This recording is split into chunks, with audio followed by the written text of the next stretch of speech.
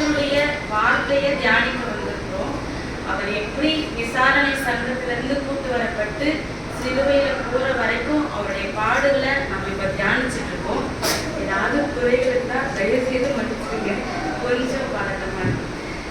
இந்த வேலையில கூட நம்ம சிலுவையின் காரியங்களை என்ன தியானிக்க வந்திருக்கோம்னா, அதை எப்படி முதலாவது நம்ம பார்க்கணும் அப்படின்னு கர்த்தர் விரும்புறாரு அப்படின்னா, இப்போ பொதுவா நம்ம ஒரு வீடுகளையோ இல்லை இந்த கிராமத்துல எல்லாம் பார்த்தீங்கன்னா ஒரு மூத்தவர்களோ இல்லை பெரியவர்களோ இறந்துட்டாங்க அப்படின்னா அவங்க என்ன பண்ணுவாங்க, அதுக்கு முன்னாடினா அவங்க வீடுகள்ல இல்லைன்னா அவங்க சிலர்லாம் வெளிநாடுகள்லாம் இருப்பாங்க, வேற பசங்க பெற்றவங்கலாம் வெளிநாடுகள்ல இருப்பாங்க. அவங்க என்ன பண்ணுவாங்கன்னா எல்லாரையும் ஒரு இடத்துல கூடி வர வைப்பாங்க. ஏன் அப்படின்னா கடைசியா ஒரு முறை அவங்கள பார்த்துக்கிட்டோம் அப்படின்னு சொல்லிட்டு கூடி வர வைப்பாங்க. ஏன் அப்படின்னா இன்னொரு விஷயம் என்னன்னா, இந்த பணத்தின் மேல மோகமா இருக்கிறவங்க என்ன பண்ணுவாங்கன்னா அந்த கடைசி நேரத்திலேயாவது எங்கேயாவது சொத்து சேர்த்து வச்சிருப்பாங்களா அப்படின்னு தெரிஞ்சுக்கிறதுக்காக என்ன பண்ணுவாங்கன்னா அவங்கெல்லாம் அந்த நேரத்துல அவங்களோட கூடி நிற்பாங்க. இந்த மோஸ்ட்லி கிறிஸ்தவர்கள் எல்லாம் பார்த்தா தெரியும், அவங்கெல்லாம் என்ன பண்ணுவாங்க அப்படின்னா அந்த கடைசி நேரத்துல ஆண்டி எல்லாம் சொல்லியிருக்காங்க, கடைசி நேரத்துல அந்த இறக்கப்படுவதற்கு முன்னாடி அவங்க பிள்ளைங்களை முழங்கால் போட வச்சு அவங்களை ஆசீர்வதிக்கும்படி கேட்பாங்களாம். அந்த மாதிரி என்ன பண்ணுவாங்க, நம்ம கிறிஸ்தவர்கள் அந்த மாதிரி ஒரு வழக்கம். அதனாலதான் ஈசாக்கு யாக்கோபு ஆசீர்வதிச்சாரு, யாக்கோபு 12 பேரையும் ஆசீர்வதிச்சாரு. அந்த மாதிரி என்னன்னா அந்த காரியம் கிறிஸ்தவர்களுக்குள்ள இருக்கு. ஆனா இன்னொரு காரியம் இருக்கு, அது என்னன்னா மரிக்க போறவங்க மரிக்கிறதுக்கு முன்னாடி அவங்க என்ன பண்ணுவாங்க, தங்களோட மரண சாசனத்தை எழுதி வச்சுட்டு செத்துருவாங்க. அது என்னன்னா, நான் உன்னை பெற்றிருக்கேன், அதனால நான் உனக்கு அந்த மரண சாசனம் உயிர், நான் அதனால உனக்கு உயிர் எழுதி தரேன் அப்படின்னு ஒரு காரியம் இருந்தாலும், இன்னொரு காரியம் என்னவா இருக்கும்னா, நான் வளர்த்துட்டேன், என் அன்பின் பால் நான் உங்களுக்கு அந்த மரண சாசனத்தை எழுதி வைக்கிறேன் அப்படின்னு சொல்லிட்டு எழுதி வச்சுட்டு இறந்துருவாங்க. அது என்ன காரியம் அப்படின்னா, அந்த மறிக்கிறவங்க என்ன பண்ணுவாங்க, மறிக்கிறதுக்கு முன்னாடி அந்த சாசனம் உறுதிப்படாது, மறிச்சதுக்கு அப்புறம் தான் அந்த சாசனம் உறுதிப்படன்னு நம்ம பைபிள்ல சொல்லப்பட்டிருக்கு. அப்படின்னா இப்போ நம்ம அந்த காரியத்தில் எப்படியா இருக்கிறோம்னா, கர்த்தரால நம்ம வளர்க்கப்பட்டவர்களா இருக்கோம். நம்ம பிறப்பால் இஸ்ரவேலர்கள் கிடையாது, நம்ம ஆவிக்குரிய இஸ்ரவேலர்கள். அதனால ஆண்டவர் தன்னுடைய மொத்த உடல் ரத்தத்தையும் கொடுத்து நம்மளை விளைக்கிறயமா அவர் என்ன பண்ணியிருக்காருன்னா மீட்டெடுத்திருக்காரு. இந்த இதுல நம்ம அவருக்காக அவருடைய ரத்தத்தை கொடுத்து மீட்டெடுத்ததுனாலதான் நம்மளுக்கு சிலுவையில அவர் பேசின எல்லா வார்த்தைகளும் நம்மளுக்கு சொந்தமா இருக்கு. இந்த வேலையில கூட அந்த சிலுவையின் வார்த்தை ஆண்டவர் அந்த உயிர் மாதிரி அந்த மரண சாசனம் மாதிரி நம்மளை பார்க்கணும்னு ஆண்டவர் வேண்டிக்கிறார். இந்த வேலையில கூட 7 வார்த்தைகள் அந்த சிலுவையில இருந்த ஒரு 100 பேசியிருந்தாலும் அது நமக்கு தான், அதுல 7 பேசியிருந்தாலும் அது நமக்குரியதுதான். அதனால அவர் என்ன சொல்றாரு, நான் புறஜாதிகளுக்காக தான் வந்தேன்றார் உலகத்துக்கு. அப்ப நமக்காக தான் அவர் இந்த உலகத்துக்கு வந்தாரு, நமக்காக தான் இந்த உலகத்துக்கு மரிச்சாரு. அப்ப அந்த மரண சாசனமும் நமக்கானதுதான் இல்லையா? அப்போ இந்த சிலுவையில பேசுற இங்க நின்று பேசுற 7 வார்த்தையுமே யார் பேசினாலும் என்ன வார்த்தை பேசினாலும் அது கர்த்தர் நமக்கு கொடுக்குற மரண சாசனம்.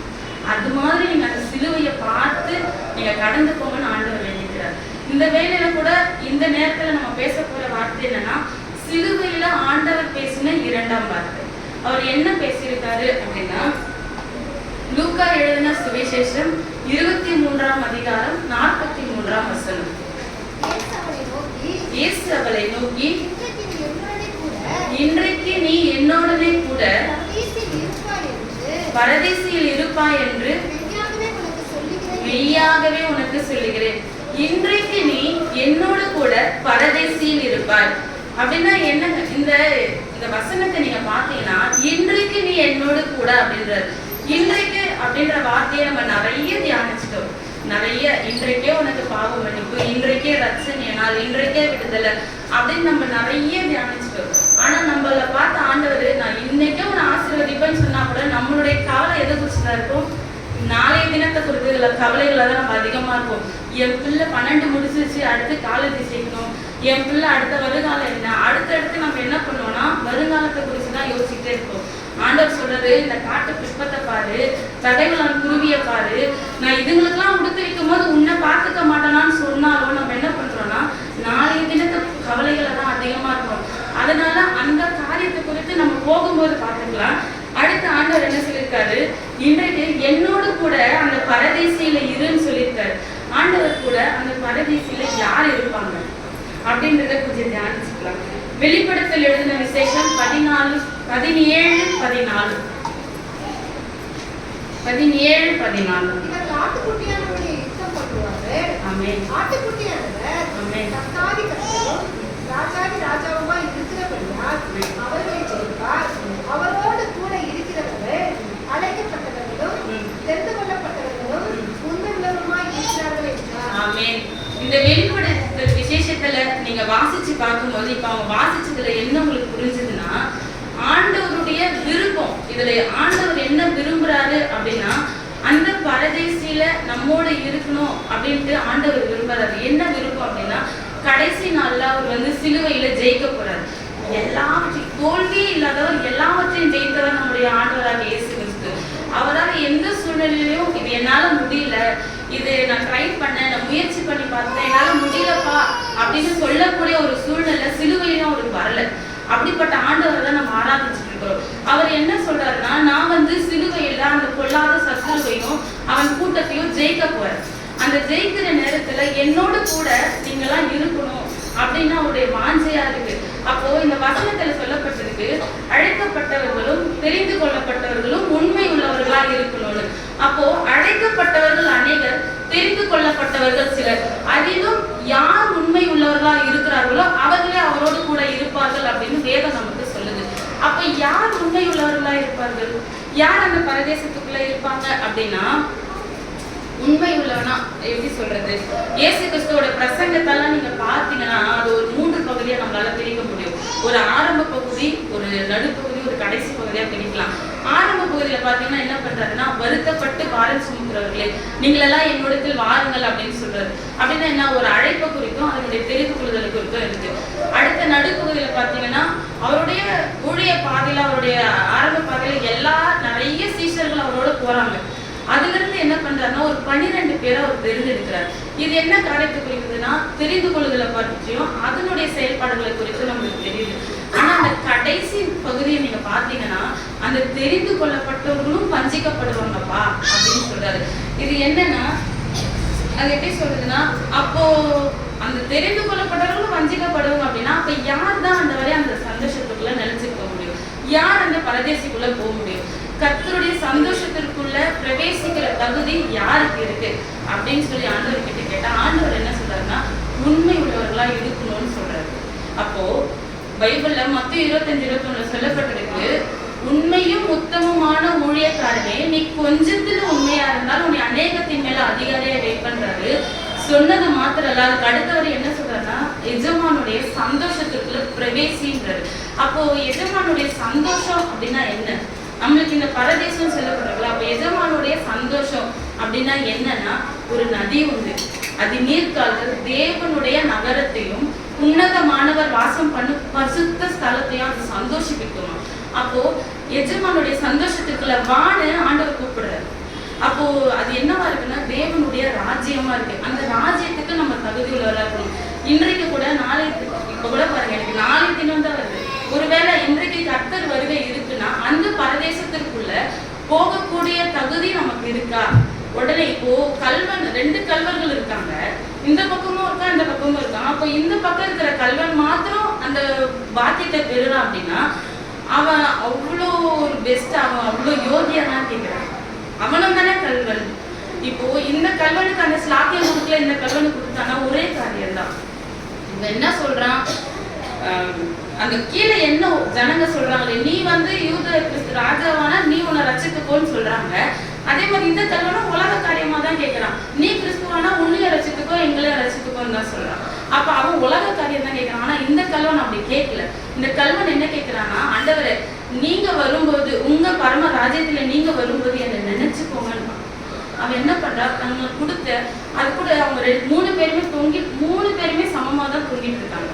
தொங்கிட்டு இருக்கும்போது 6 மணி நேரம் ஆகுது. அந்த 6 மணி நேரத்துல அவங்க கொடுக்கப்பட்ட அந்த கிரேஸ் டைம் அவங்க யூஸ் பண்ணிக்கலாம். இவங்களுக்கும் 2 பேருக்குமே சமமா தான் ஆண்டவர் கிருபை நேரத்தை கொடுத்துருக்காரு. அந்த டைமை அவன் யூஸ் பண்ணிக்கல. அப்ப அவன் என்ன பண்றான் அப்படின்னா, இவன் உலக காரியமா ஜனங்க சொல்ற மாதிரியே சொல்லிடுறான். ஆனா இவன் அப்படி சொல்லல, பரமத்தை கேட்கிறான், பரம தேசத்தை கேட்கிறான். நீங்க வரும்போது என்னை நினைச்சுக்கோங்கன்னு தன்னை தாழ்த்துறான்.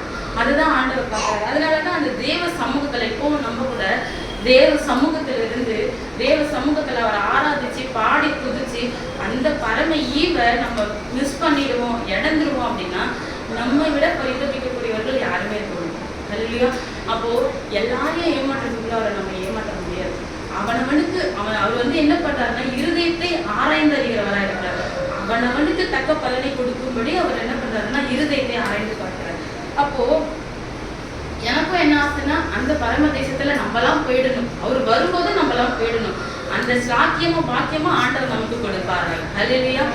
இந்த வேலையில கூட உண்மை உள்ளவர்கள் அந்த பரம தேசத்துல இருப்பாங்க அப்படின்னு சொன்னலையா. அப்போ ஒரு உண்மை அப்படின்னா ஒரு பெரிய கேள்வி, ஒரு சவாலான விஷயம். இப்போ அழைப்போம் தெரிந்து கொள்ளுதல வந்து 2 பேர் சம்மந்தப்பட்ட விஷயம். நான் உன்னை அழைச்சேன், நான் உன்னை தெரிந்து பண்ண, நீ என்ன அழைச்சேன், நான் உன்னை தெரிந்து பண்ண, அப்படி போயிடும். ஆனா உண்மைன்றது நீங்க சொல்லாம நம்மளுக்கு தெரியாது. என் முன்னாடி நீங்க எப்படி வேணா இருக்கலாம், ஆனா உங்க இருதயம் எனக்கு முன்பா உண்மையா இருக்கான்னு உங்களுக்கு மாத்திரம் தான் தெரியும். அப்போ ஆண்டவரை உள்ளத்திரீங்களா ஆராய்ந்தறிகிறவரா இருக்கிறபடினால அவருக்கும் நீங்க உண்மையா இருக்கிறீங்களா தெரியும். அப்ப இங்க என்ன சொல்றது, உண்மை. ஒரு ஜப வீரனா இருந்துடலாம், ஜப வீராங்கனையா கூட இருந்துடலாம். ஆனா உண்மையா இருக்கிறது மாதிரியான ஒரு காரியம் வந்து ஆண்டவர்கிட்ட போய் முழுவதுமா நம்மளை தாழ்த்திட்டு போய் நின்னா ஆண்டவர் நம்மளை பார்த்து என்ன தெரியுமா சொல்றாரு, நீ கொஞ்சத்துல உண்மையா இருக்காரு.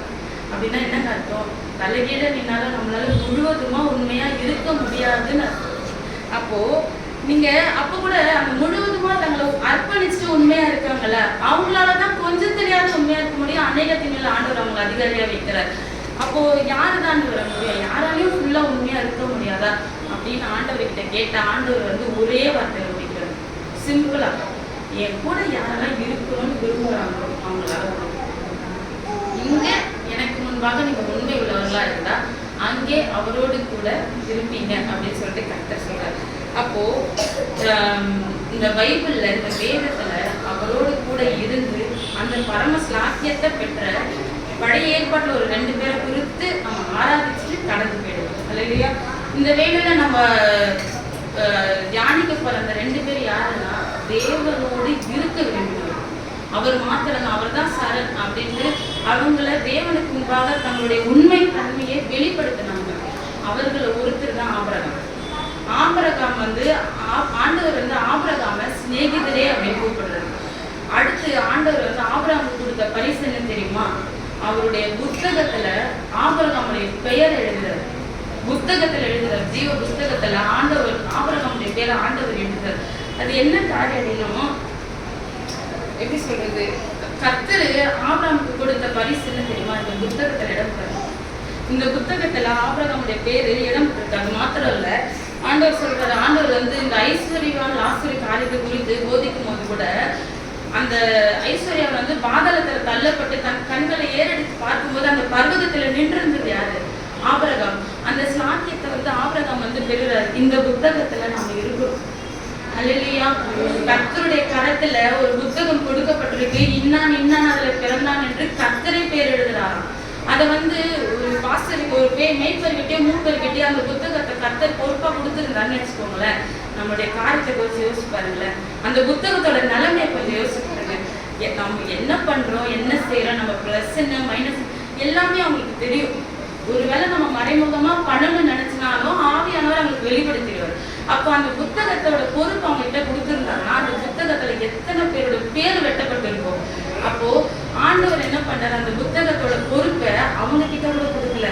ஏன் தூதன் கிட்ட கூட கொடுக்கல. தூதனானவன், ஆமோஸ்ல சொல்லப்பட்டிருக்கு, தூதனானவன் தூக்குநூலை பிடிச்சுக்கிட்டு பேர் எழுதிட்டு போறான். அதனாலதான் சங்கார தூதன் கடந்து போகும்போது கூட ஆண்டவர் வீட்டு வாசலுக்கு முன்னாடி நிற்கிறாரு. ஏன், அவனுக்கு ஒரு பொறுப்பை நான் கொடுத்துட்டேன், அவன் பாட்டு நான் அடிச்சுட்டு போயிட்டே இருப்பான், அவனுக்கு போய் நான் புரிய வைக்கணும்னு சொல்லிட்டு ஆண்டவர் வீட்டு வாசல் முன்னாடி நிற்கிறாரு. எதுக்கு நிற்கிறாருன்னா, இங்க பாரு, கர்த்தருடைய ரத்தம், இது ஆட்டுக்குட்டியானுடைய ரத்தம் நிலைக்கால பூசப்பட்டிருக்கு, இந்த வீட்டோட மூத்த பிள்ளை அடிக்கப்பட்டாயிரு, இந்த வீட்டை தொடப்படாதுன்னு சொல்லிட்டு என்ன பண்றாருன்னா கடந்து போக வைக்கிறாரு.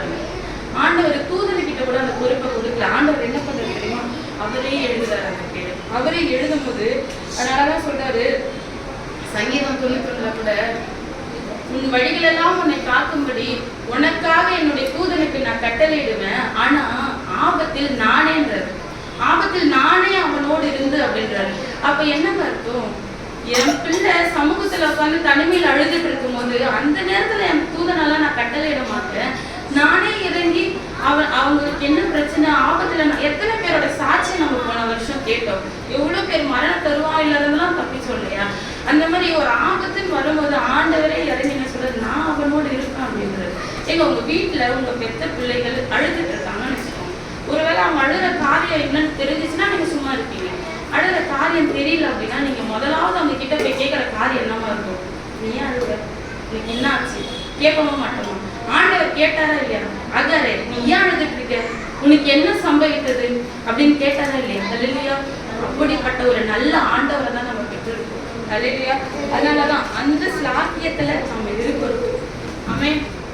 அது மாத்திரம் இல்ல, நான் என்னன்னா உங்ககிட்ட ஒரே ஒன்று கேட்கிறேன், அந்த மாதிரி நீங்க அனுபவிச்சிருக்கீங்களா இல்லையா? ஆண்டவரை நான் பார்த்ததே கிடையாது, அவருடைய குரலை கூட நம்ம கேட்டது கிடையாது. ஆனா என்னைக்கெல்லாம் ஒரு சமூகத்துல உட்கார்ந்து நம்ம தனிமையில் அழும்போது அவருடைய காரியம் எத்தனையோ பேர் கொடுக்க முடியாத ஒரு சமாதான ஆறுதலை ஆண்டவர் நமக்கு கொடுத்திருக்காரா இல்லையா? ஆண்டவர் நம்ம கூட இருக்காருன்றதுக்காக நான் அர்த்தம். அல்லேலூயா. அதனால இந்த ஆபிரகாம் என்ன பண்ணாருன்னா ஆண்டவரோடு இருக்க விரும்பினார். அதுக்கு உதாரணமா தான் ஒரு 5 காரியத்தை குறித்து ஆபிரகாம் அந்த பரம தேசத்துக்கு போக உடனே போயிட முடியாதுல்ல. ஆபிரகாம் என்னெல்லாம் பண்ணாரு அப்படின்னா ஆதியாகமம் 18:2 சொல்லப்பட்டிருக்கு.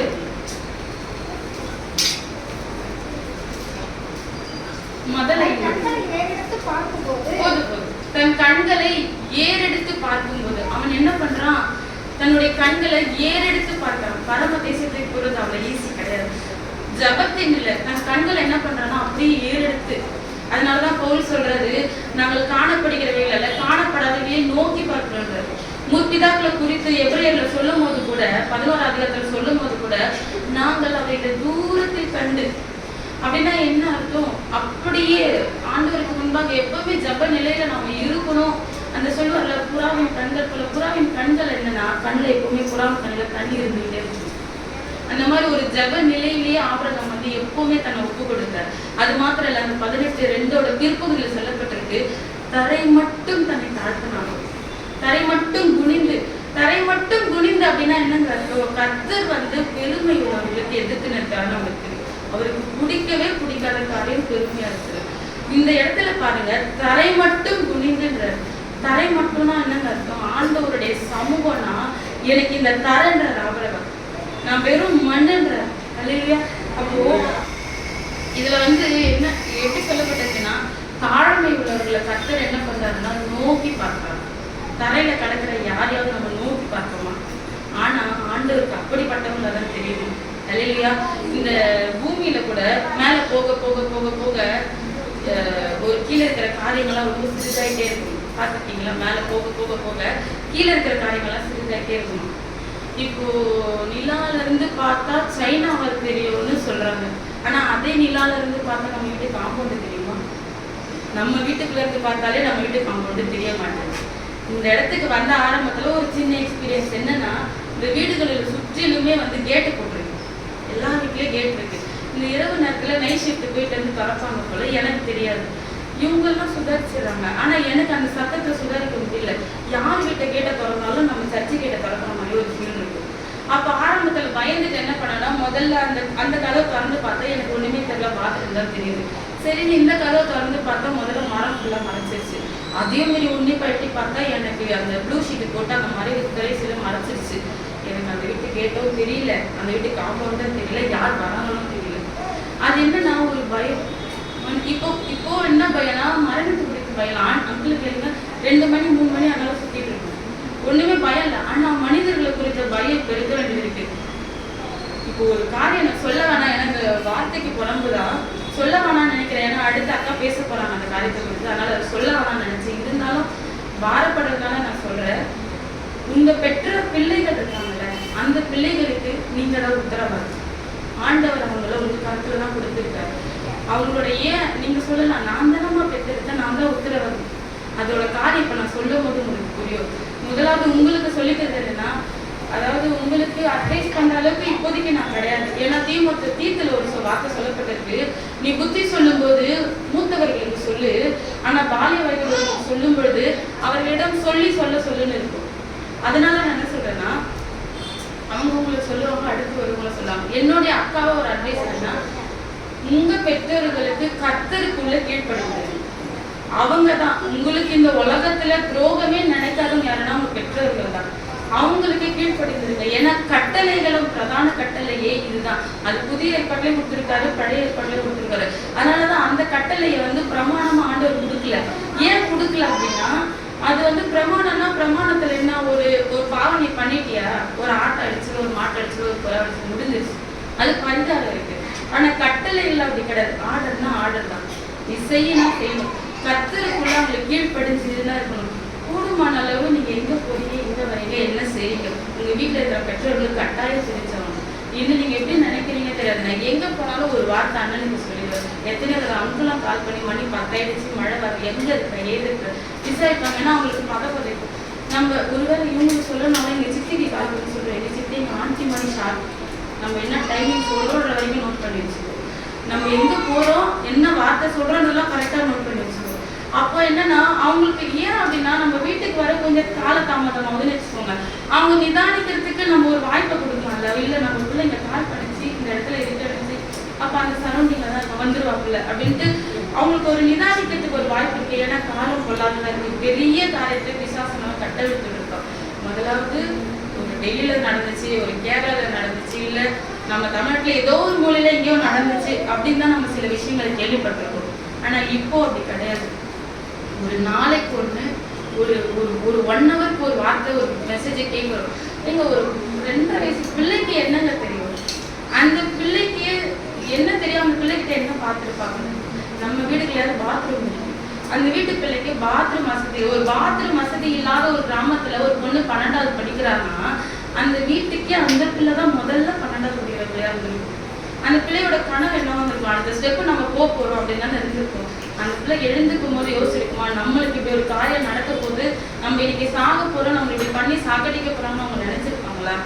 அதனால சொல்றேன், கர்த்தருக்குள்ள அவங்க கிட்ட கீழ்ப்படிஞ்சுங்க. அவங்க எல்லாத்தையும் பார்த்துப்பாங்க. இல்லையா? ஏன் இப்போ உத்தரவாதம் சொன்னு தெரியுதா? உங்களால குடும்பமான அளவு உங்க மாம்சத்துல அவங்க கிட்ட போராடி பாருங்க. முடியலையா? கர்த்தர்கிட்ட நின்று திறப்புல உட்காந்துருங்க. அவரு அவங்களுக்கு கொடுக்கப்பட்ட தேவதூதர்களை கொண்டு அவர்களை பாதுகாத்துக் கொள்வார். அதனால அவங்கள குறிச்சு நீங்க தான் உத்தரவாதம் எடுக்கணும். இல்லையா? ஏன் இப்போ நம்ம சப்ஜெக்டுக்குள்ள வந்துருவோம். ஏதை சொல்றேன்னா, நைட் டைம்ல சொல்றேன், சத்தம் நம்மளுக்கு கேட்க மாட்டேங்குது, பயம் ஏற்படுது. அதனால இப்போ இந்த காரியம் என்னன்னா, நீ மேல போக போக போக போக கீழே எதெல்லாம் சிறியதா இருக்கோ, அதை எதெல்லாம் பெரியதா இருக்கோ அதெல்லாம் சிறியதாயிட்டே இருக்குமா. ஃப்ளைட்ல போனவங்களெல்லாம் கேட்டு பாருங்களேன். அதாவது மனுஷன் வைராகியத்துக்காக ஒரு 50 லட்சம் 60 லட்சம் போட்டு கட்டின வீடெல்லாம் ஃப்ளைட்ல போனவங்களெல்லாம் கேட்டு பாருங்க, அதே குட்டி குட்டி குட்டியா மாறிதான் வருவோம். பொம்மை கார்ல குழந்தைங்களோட பொம்மை கார் மாதிரி மாறிட்டு இருக்குமா. அவன் 1 லட்சம் ஒரு 50 லட்சம் போட்டு கார் வாங்கி வச்சிருப்பான். அது பொம்மை கார் மாதிரி மாறிட்டு இருக்குமா. அதுதான் சொல்லப்பட்டிருக்கு. நீங்க என்னதான் மேல போக போக போக பூமியில இருக்கிற காரியம் சிறிதாயிட்டு இருந்தாலும், எல்லாத்துக்கும் மேல பரலோகத்துல உட்காந்துக்கிட்டு ஒருத்தர் நம்மளை பார்த்து சொல்றாரு, பெத்லகேமே நீ 1000ங்களுக்குள்ள சிறியதா இருந்தாலும் யூதாவின் ராஜா உன்கிட்ட இருந்து புறப்படுவாருன்றார். ஆண்டவர் நம்மளை அப்படிதான் பாக்குறாரு. அல்லேலூயா. இந்த நிலால இருந்து வேணா பூமியில எது பெருசோ அது பெருசா தெரியல. ஆனா உன்னதத்துல உட்கார்ந்துட்டு இருக்கிறவருக்கு இந்த பூமியில எவன் சிறியவனோ எவன் எளிவனோ அவனைதான் கண்ணுக்கு தெரியும் ஆண்டவர் சொல்றாரு. அல்லேலூயா. அப்போ அந்த மாதிரி ஒரு பரதேசத்துக்குள்ள நாம போகணும். அடுத்து இந்த ஆபிரகாம் என்ன பண்றாருன்னா, அதே 18:14 ஆண்டவரோடு கூட நடக்கிறாங்க. ஆண்டவரோடு கூடவே இருக்கணும் எப்பவுமே. அதே 18:22 கர்த்தருக்கு முன்பாக நின்றாங்க இருக்கும். நின்று கொண்டிருந்தாங்க இருக்கும். நின்று கொண்டிருந்தான். எப்பொழுதுமே அவரை தான் நமக்கு முன்னாடி வச்சுக்கிட்டே இருக்கும். கர்த்தரை எப்பொழுதும் எனக்கு முன்பாக வைத்துக் கொண்டே இருக்கும். அடுத்து ஆபிரகாம் சமீபமா இன்னும் கிட்ட சேர்றாங்க. இந்த 5 காரியத்தோட அனுபவமும் நம்ம வாழ்க்கையில இருக்கணும். அந்த பரம தேசத்துக்கு போறது ஈஸி கிடையாது. என்ன அந்த 5 காரியம்? தன்னுடைய கண்களை ஏறெடுத்து தலை மட்டும் நம்மள 99 வயசு ஆகுது. 99 வயசு ஆபிரகாம் தரையில கிடக்குறீங்க. நம்ம ஒருவேளை நம்ம உள்ள வரும்பொழுது ஒரு பாஸ்டரோ மூத்தரோ சாஸ்தாங்கமா விழுந்து கிடந்தாருன்னு வச்சுக்கோங்களேன். விழுந்து வணங்கிட்டு இருக்காரு. அங்கிள்னு கூப்பிடாம நாங்களா தானே கேட்போமா?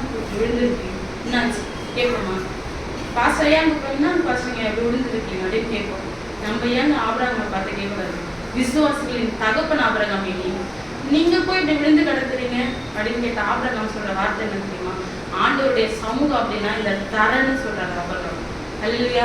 இந்த மாதிரி தரை மட்டும் தன்னை தாழ்த்தி தனியா இல்லை, அவரோடு கூட நடந்து அவரை எப்பொழுது நமக்கு முன்பாக வைத்து, அது மாத்திரம் இல்ல, அவரை கிட்ட இன்னும் சமீபமா சேரணும்னு ஆண்டவர் சொல்றாரு. சரி, பரமதேசத்துக்கே இந்த குவாலிஃபிகேஷன் போதுமா அப்படின்னு கேட்டா போதாது. இதை நம்மளே கொஞ்சம் வைராகியமா ஆண்டவருக்காக நான் எழுவ போறேன்ட்டா நம்மளே செய்ய ஆரம்பிச்சோம். ஆண்டவரோட எப்பவுமே அதே ஐக்கியமா இருக்கும். ஆனா இது போதுமான்னு கேட்டா போதாது. அப்போ ஆண்டவர் ஆபிரகாமை குறித்து ஒரு சாட்சி சொல்றாரு. நெகேமியா 9:8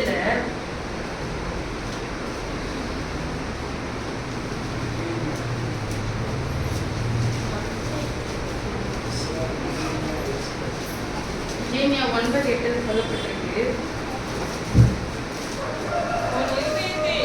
அவன் இருதயத்தை உமக்கு முன்பாக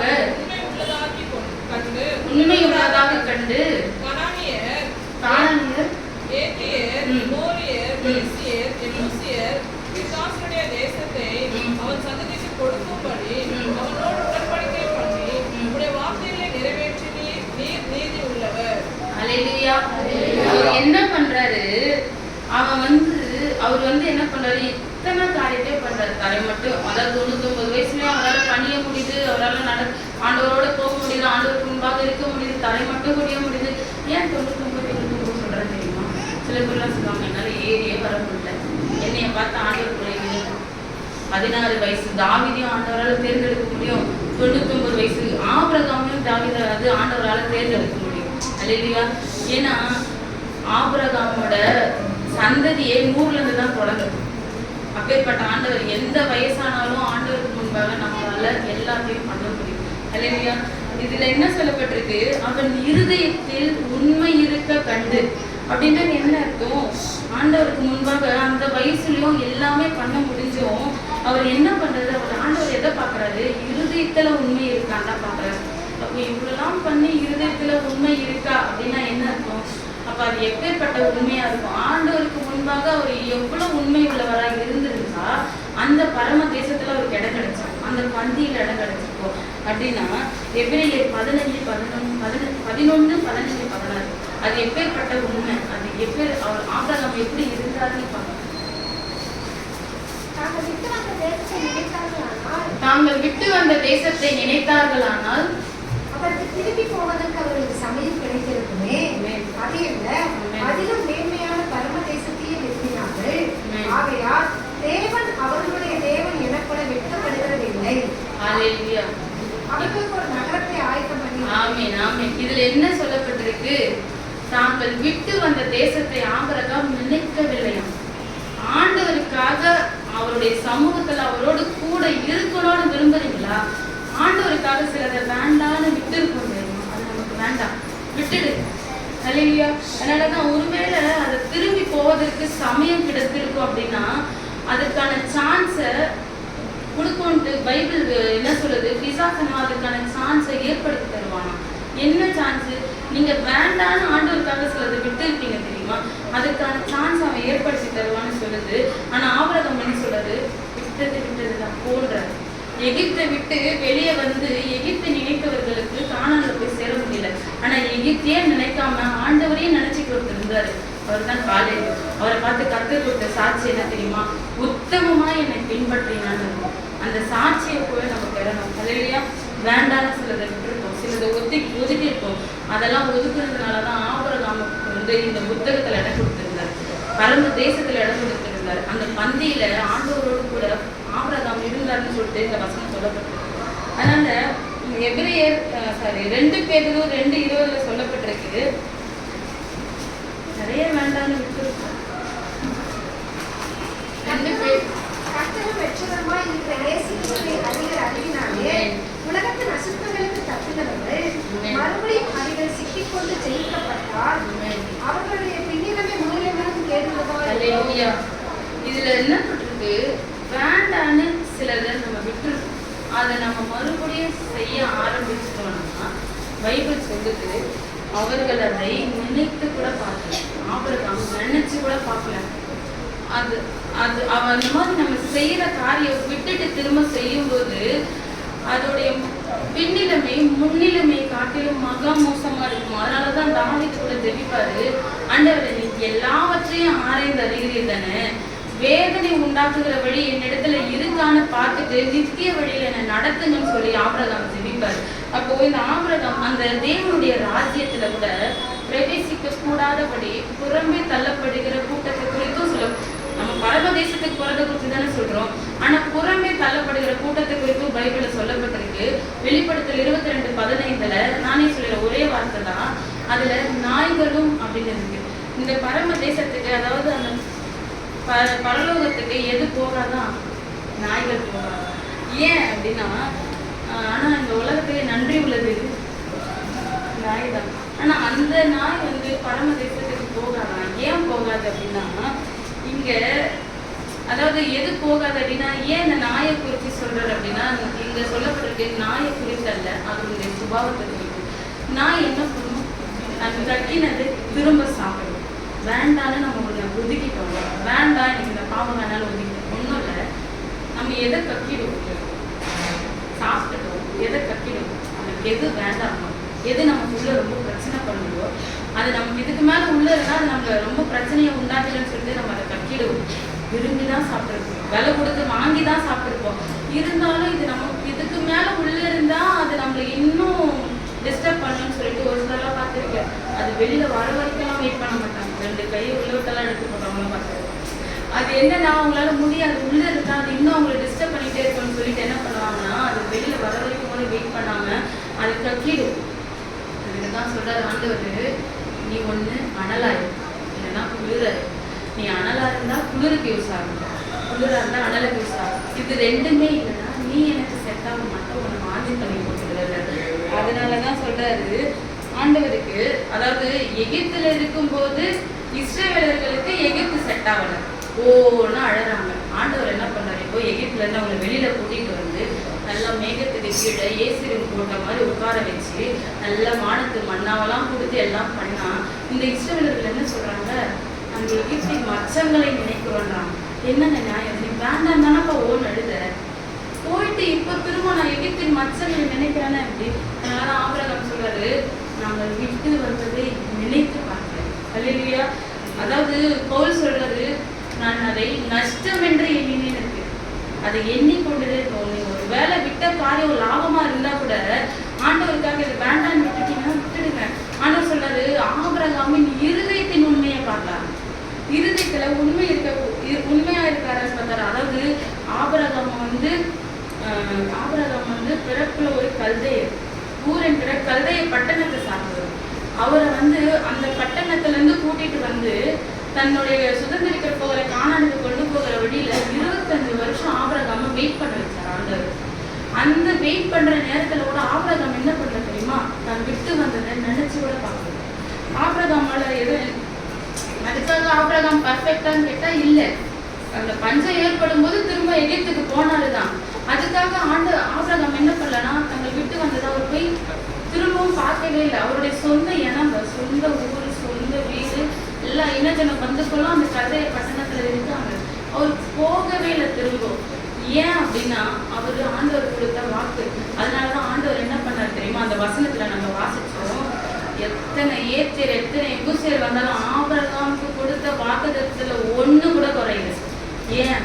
ஆண்டவருக்கு முன்பாக உண்மையா இருந்து விட்டு வந்த தேசத்தை விட்டு அவர் வந்துட்டாரு, சுதந்திரிக்க போற தேசத்துக்கு போயிட்டாரு. ஏங்க, தன்னுடைய மகனுக்கு பெண் பார்க்கும்படி தன்னுடைய வீட்டு மூத்த வேலைக்காரர்னா அவர் அனுப்புறாரு.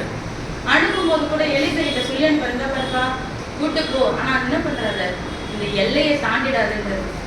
ஏன்? அப்ப கூட எலிசா கேட்கிறாரு, இல்லப்பா ஒரு வேலை எங்க கிடைக்கலன்னா நான் அடுத்த ஊருக்கு போலாமா அப்படின்னு கேட்டா, ஓகே, ஆனா நீ என்ன பண்ணு, அது வரைக்கும் ஆண்டவர் உன்னை விட மாட்டாரு, நீ போறதுக்கு முன்னாடியே உனக்கான தூதன் ஆண்டவர் கட்டளையிடுவாருன்னு சொல்லிட்டு சொல்லி அனுப்புறாரு. எவ்வளவு ஒரு உண்மையா இருக்காருல்ல ஆண்டவர். இப்படிதாங்க நம்மளே தேடி பாதுகாப்பாரு. என்னன்னா, வேண்டான்னு நம்ம ஆண்டவருக்காக விட்டுட்டோம்னா அதை விட்டுடணும். அதை திரும்ப நம்ம போயிட்டு அதுல இது பண்ணா அது ரொம்ப மோசமானதா இருக்கும். சிம்சோன் சிங்கத்தை பீறி போட்டு போயிட்டே இருக்கான். போனா அதை திரும்பி பார்க்கணுன்ற ஆசை வந்துருச்சு. ஆனா சிம்சோனுக்கு தெரியாது, அந்த பீறி போட்டதுக்குள்ள ஒரு தேன் கூடு இருக்கும்னு அவனுக்கு தெரியாது. அது சும்மா பெருமனே போறான், அதை பார்த்தவன் சும்மா இல்லாம அதுக்குள்ள கையை நீட்டிட்டு இருக்கான். நான் என்ன சொல்றேன், நீ வேண்டான்னு தானே பீறி போட்ட, உனக்கு அந்த சிங்கம் வேண்டான்னு தானே பீறி போட்ட, நீ போனவன் போயிட்டே தானே இருந்திருக்கணும். அதான் அந்த நியாயாதிபதிகள் 14:8 சொல்லப்பட்டிருக்கு. நியாயாதிபதிகள் 14:8.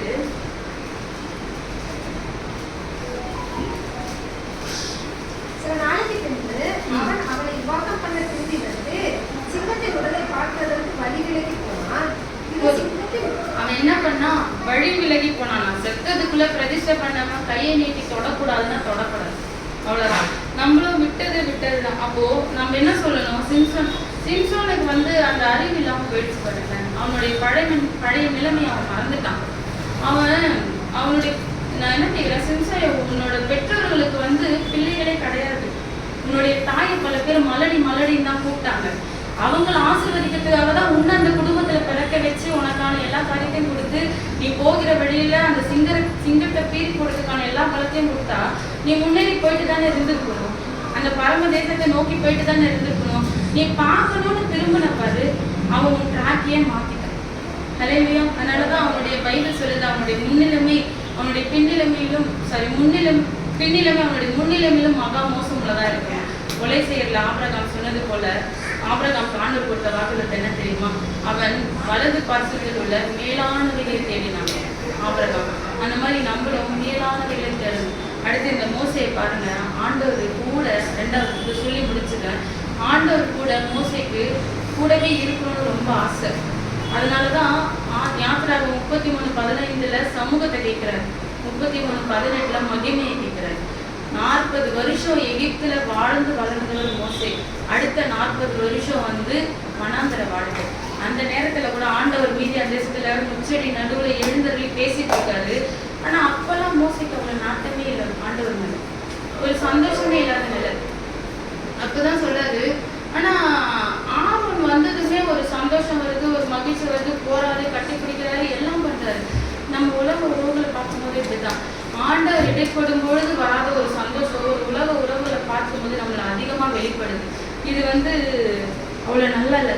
ஏன் அப்படின்னா, இத்தனை வருஷம் ஆர்வம் வந்து உன்னை தேடி வரல மோசே, ஆண்டவர் வந்ததுக்கு அப்புறம் தான் சில உறவுகள்லாம் நம்மளுக்கு தேடி வருது. அப்படி இருக்கும்போது தாவீது கூட என்ன சொல்றாரு, எனக்கு ஆனந்த மகிழ்ச்சியா இருக்கிற தேவன் என்ன சொல்றாரு. அதாவது ஆபிரகாமோட சந்தோஷ உறவுகள்ட்டு உறவை பார்த்து ஆபிரகாம் போயிட்டாரு. ஆனா தாவீது என்ன சொல்றாரு, எனக்கு ஆனந்த மகிழ்ச்சியா இருக்கிற தேவனேன்றாரு. தாவீதுக்கு குடும்பம் இல்லையா, பிள்ளைகள் இல்லையா, மனைவி இல்லையா, சகோதரர் இல்லையா, எல்லாமே இருக்காங்க.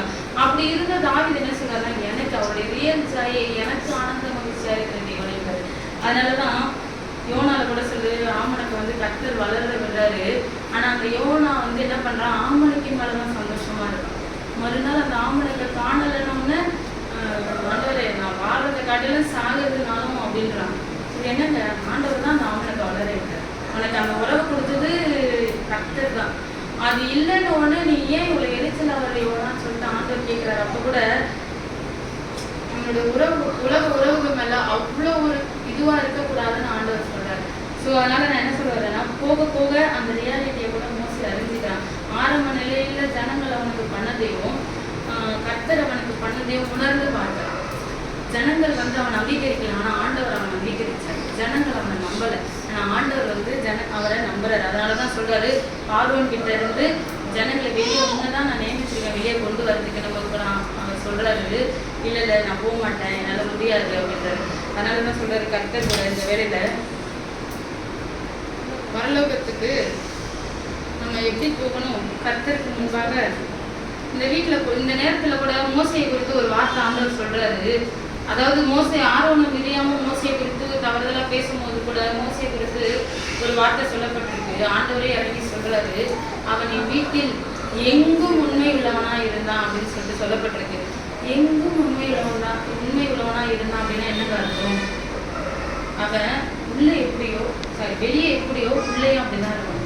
சர்ச்சைக்கு வரும்போது எப்படி இருக்கானா அப்படிதான் வீட்டுல இருக்கும் போதும் இருக்கணும். அப்போ எங்கும் அப்படின்னா, அதனாலதான் ஒரு வாலிப பெண்ணை பார்த்து போவாசி எல்லாருக்கும் முன்னாடி மகளையும் கூப்பிடுறாரு. அதே வாலிப பெண்ணை தன்னுடைய படுக்கைக்கு கீழே வந்து படுத்திருக்கும் போது இரவு நேரத்துல அவர் யூஸ் பண்ற வேர்டு என்ன தெரியுமா, மகளே. அது கிறிஸ்துவுக்கு நிழலாட்டமா சொல்லப்பட்டிருக்கு. அதனால கர்த்தருக்கு முன்பாக மோசே எப்படி இருந்தான்னா, உண்மை உள்ளவனா இருந்தான். ஆண்டவருக்கு முன்னாடி அவன் உண்மையா இருந்தான். அதனாலதான் ஆண்டவருக்கு முன்னாடி அவனால, அதாவது மோசே ஆரோன மிரியாம பேசுறது கூட மோசையை பாதிக்கல. நான் ஆண்டவர் சொல்றாரு, நான் இனி உங்ககிட்ட வரமாட்டேன், தூதனை வேணா அனுப்பலன்னு ஒண்ணு ஆண்டவர் அவனுக்கு கொல்லல மோசைக்கு. அதாவது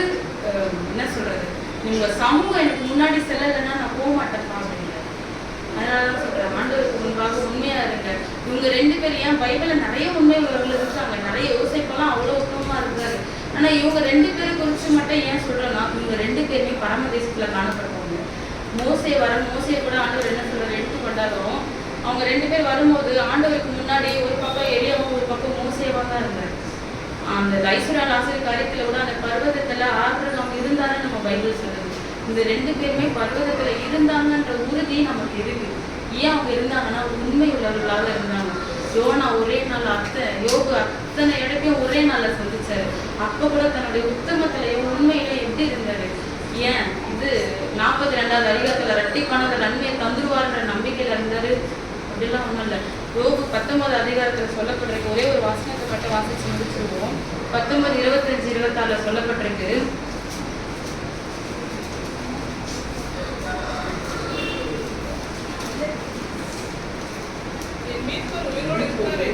என் மீட்பர் உயிரோடு இருக்கிறார் என்றும் அவர் கடைசி நாளில் பூமியின் மேல் இருப்பார் என்றும் நான் அறிந்திருக்கிறேன். அல்லேலூயா. இங்க இந்த இடத்துல யோபு தன்னுடைய இழந்த எல்லாத்தையும் பெற்றுக்கொள்வேன் அப்படின்ற வார்த்தையில சொல்லல. நான் எல்லாமே இழந்துட்டாலும் என் மீட்பரை நான் பார்ப்பேன். என் கண்ணில் அந்நிய கண்ணில் என் கண்ணால வெறும் கண்ணாலே நான் பார்ப்பேன்னு அவர் உறுதியா இருக்காரு. ஏன்னா அவர் அவ்வளவு உத்தமமாயும் உண்மையா இருந்தார். எல்லாத்தையும் இழந்த யோபு தான். ஆனா அவருக்கு